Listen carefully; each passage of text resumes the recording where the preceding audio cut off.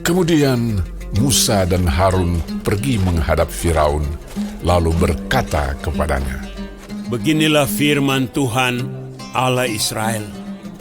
Biarkanlah umatku pergi untuk mengadakan perayaan bagiku di padang gurun." Tetapi Firaun berkata, "Siapakah Tuhan itu yang harus kudengarkan firman-Nya untuk membiarkan orang Israel pergi? Tidak kenal aku Tuhan itu, dan tidak juga aku akan membiarkan orang Israel pergi." Lalu kata mereka, Allah orang Ibrani telah menemui kami. Izinkanlah kiranya kami pergi ke padang gurun 3 hari perjalanan jauhnya untuk mempersembahkan korban kepada Tuhan Allah kami, supaya jangan nanti mendatangkan kepada kami penyakit sampar atau pedang. Tetapi Raja Mesir berkata kepada mereka, "Musa dan Harun, mengapakah kamu bawa-bawa bangsa ini melalaikan pekerjaannya? Pergilah melakukan pekerjaanmu." Lagi kata Firaun, "Lihat, sekarang telah terlalu banyak bangsamu di negeri ini. Masakan kamu hendak menghentikan mereka dari kerja paksanya?"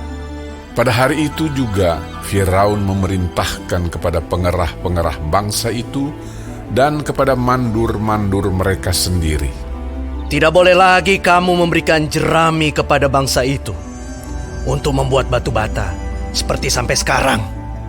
Biarlah mereka sendiri yang pergi mengumpulkan jerami.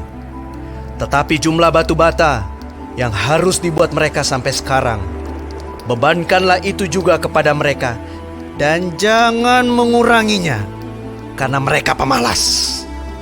Itulah sebabnya mereka berteriak-teriak, 'Izinkanlah kami pergi mempersembahkan korban kepada Allah kami.' Pekerjaan orang-orang ini harus diperberat, sehingga mereka terikat kepada pekerjaannya, dan jangan mempedulikan perkataan dusta."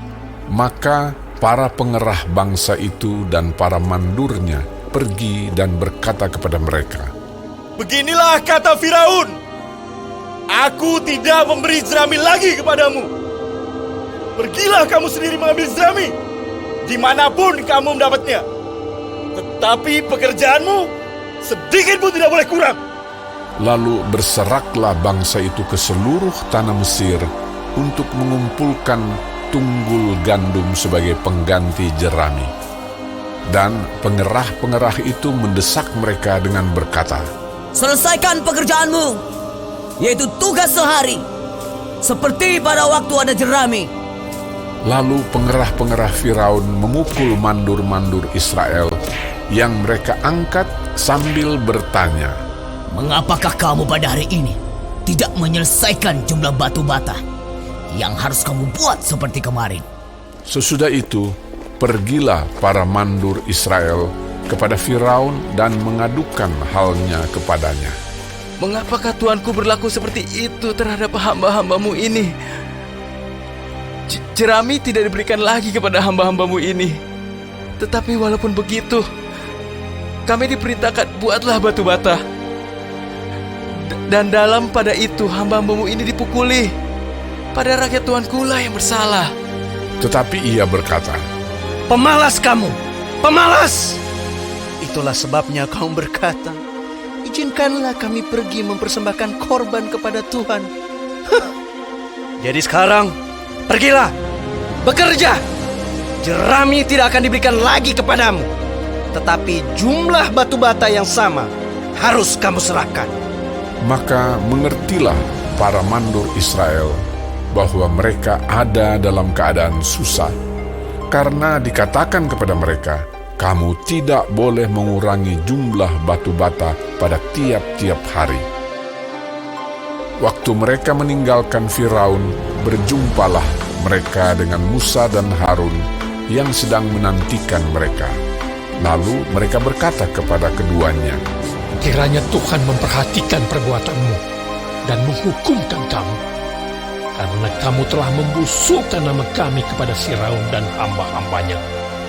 Dan dengan demikian kamu telah memberikan pisau kepada mereka untuk membunuh kami." Lalu Musa kembali menghadap Tuhan, katanya, Tuhan, Mengapakah kau perlakukan umat ini begitu bengis? Mengapa pula aku yang kau utus? Sebab sejak aku pergi menghadap Firaun untuk berbicara atas namamu, dengan jahat diperlakukannya umat ini. Dan engkau tidak melepaskan umatmu sama sekali. Tetapi Tuhan berfirman kepada Musa, Sekarang engkau akan melihat apa yang akan kulakukan kepada Firaun. Sebab dipaksa oleh tangan yang kuat, ia akan membiarkan mereka pergi.